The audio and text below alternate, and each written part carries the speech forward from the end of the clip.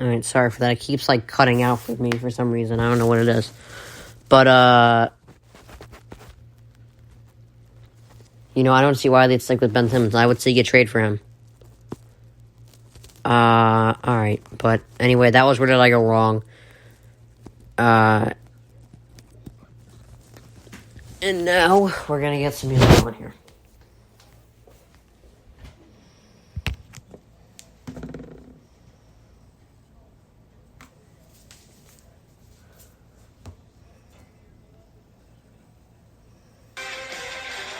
Alright. So, apparently, Aaron Rodgers is unlikely to opt out of the season, which you have an option to again. You have an option to opt out of, the season, just to, take the year off like a lot of people did last, year. Aaron Rodgers can do that and still get paid 60% of his salary. Which, unfortunately, in Aaron Rodgers' case, it's a great idea. But I wouldn't do it. First of all, his public image would be disgraced. People would be all over him. Second of all,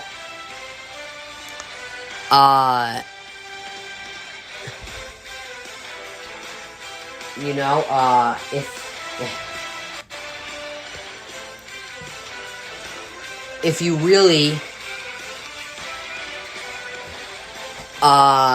liked football, which we think you do, I wouldn't opt out. But as a Packers fan, I don't want to see him, don't want to see him opting out of the season. It would be annoying, because he'd be on our team just sitting there. I'd feel better if he got traded, honestly. Because I don't want to see him just be benched and on our team, but we're just refusing to trade him. I mean, that would be annoying. Alright, so LeBron made a point that the quarterbacks can't be... Okay, so Trae Young is reportedly out for Game 4. I'll talk about that tomorrow. So LeBron said that a quarterback can't be the best athlete ever. And Brady challenged that. Now, I mean, I like saying, some people do one thing great. Let them do that one thing great. It's because of LeBron that we started this argument that you have to do more than just one thing great. Because LeBron does everything great, basically. And basketball-wise, he does most things great. He passes, he rebounds, he played defense very well in his prime. People are forgetting that. And, he's the third highest scorer ever. He has the longest streak of 10. He does everything, basically. He can guard the interior, the perimeter. He can guard anything. That's the reason we discuss, can they do this? Can they do that? It was LeBron fans that brought up the point that Jordan doesn't do everything. He just scores and plays defense. He doesn't pass, he doesn't rebound, he doesn't play interior defense. Okay, but Jordan scored. He was one of the best scorers ever. And he was one of the best defenders ever. And he was he was probably the most clutch player ever. So, those are three things he does great. Let him do those three things great. It's not...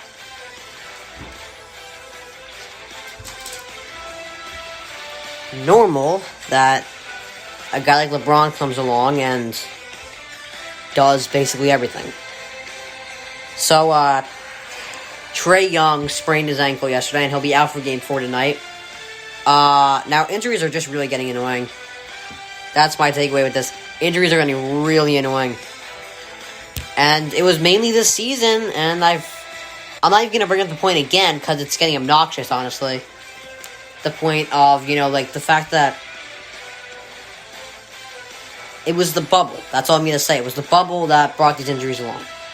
It's not normal that there's this amount of injuries in this season. And I mean, some of these injuries are just natural, but a lot of them are from the short off season that some teams had.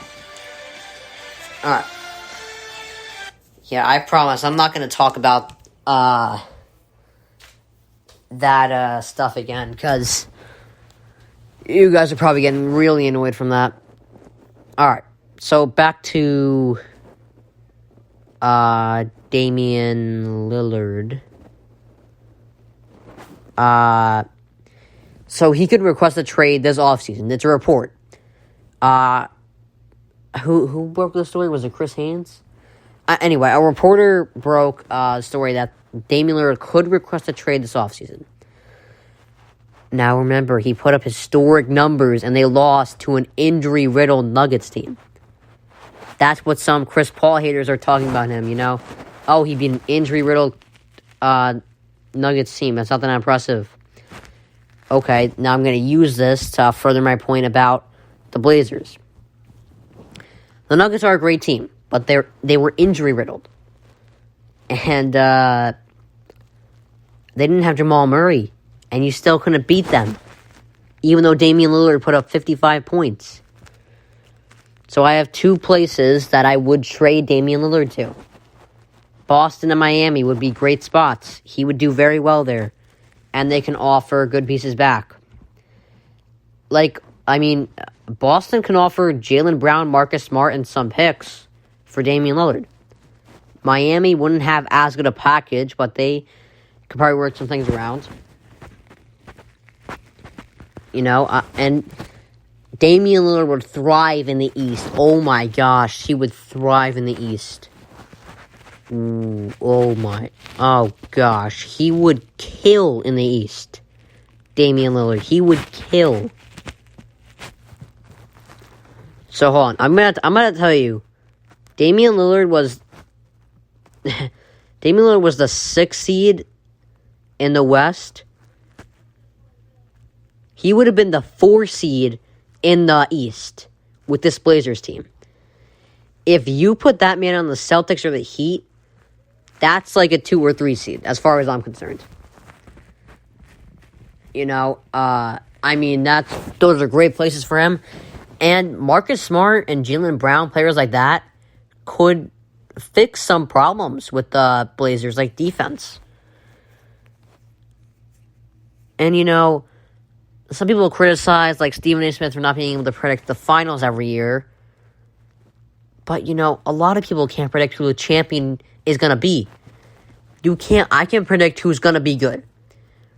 I can predict, 8, 9 teams that are definitely going to be good. But I can't tell you if who's going to win out of those 9. Like the NFL, I will give you a couple teams that I know for sure will be good. I don't know if they're going to win, but I know for sure they'll be good. The Ravens are going to be good. The Bills are going to be good. The Bucks are going to be good. The Chiefs are going to be good. Let's see. Who else? The Rams are going to be good. If Jimmy G is healthy, the Niners are going to be good. If Aaron comes back, the Packers are going to be good. So those are 7 teams that I know for sure will do well next season. And of course, the Seahawks are going to be good. So that's 8 teams that I know for sure will do well. I can't tell you if they're going to win, but they're going to do well. Alright. So I'm just going to take 2 seconds to just talk about the officiating call again. You know what I love? Actually, these NBA playoffs I think have been really entertaining. And you know how I know when something's entertaining? When people complain about a call. Because mostly that call costs them a game. That's why sometimes I don't even watch, the NBA sometimes. Because not all the games are very entertaining, but, sometimes I just don't watch it because I know, alright, maybe it's going to come down to, if I wake up tomorrow and I go on social media and I see people complaining about the refs, I know for sure it was a close game. I remember, it was like last year or something. I barely watched the finals last year. And there weren't a lot of people that even watched it anyway. But I barely watched it. I watched like 3 games, maybe. But I knew the games were close because people were complaining about the refs. And Lee Flop.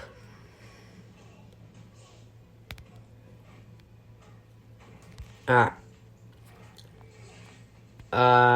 Let's get some music going here. Come on. Alright, here we go. Sorry, I'm just waiting for it to come up here. Just wait like 5 seconds. 2, 1, 0. There we go. So, I mean, again, I'm going back to Tom Brady's mystery team. Multiple sources are saying Brady's team was the Raiders. But, what I'm hearing right now, I mean, if you look at it again, he said he's going to F them up because of that. And he did F up the Raiders 45-20 in Week 7. But I think it has to be because Carr's good. Trubisky is not. Trubisky literally is a backup right now. Of course Brady would be mad that you're choosing Trubisky over him. That's an insult. But apparently he would have really given the team serious consideration had they not said, I don't want you. I mean, it could be the Titans. I mean, why would they stick with Tannehill when they can get Brady? But I really don't know who this is now. I was so sure it was Trubisky. It doesn't make sense to keep Trubisky over him, so I mean, I don't know. Anyway, so Urban Meyer won't commit to Tebow making the final roster. He said he's 1-90, definitely. Now, what I like about Urban Meyer right now, and part of the reason I thought he should go to the Jaguars is because there's not a lot of expectations. Like, he's not getting looked at a lot. And it's a college town. I just thought it was a good place for him, and he's a culture builder. Every team he goes to gets better. He can build a culture, and that's what the Jaguars needed. And I think he's doing a very good job right now. I like that he's acknowledging that he doesn't know everything right now. He's just figuring it out as he goes.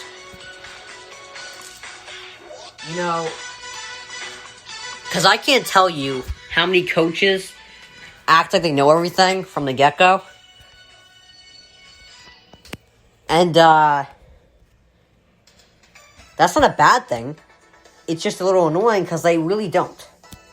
And, I like that Urban Meyer is acknowledging this. That he doesn't really know it. He's just figuring it out as it goes. Alright. So Diana Taurasi became the first WNBA player to score 9,000 points. Now, I cannot believe... So, Colin Cowherd covered this, too, the other day, and I just can't believe she's been playing 17 years. I thought she was playing, 11 already. But she's been in the league forever, and she's still good. It's hard to maintain this sustained excellence that she has. And it's not like she's been LeBron James and been playing at a Hall of Fame, or, top...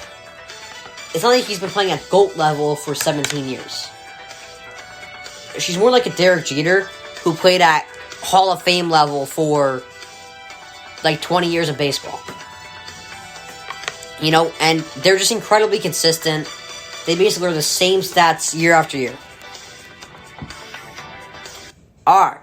So, would I trade Damian Lillard for this person?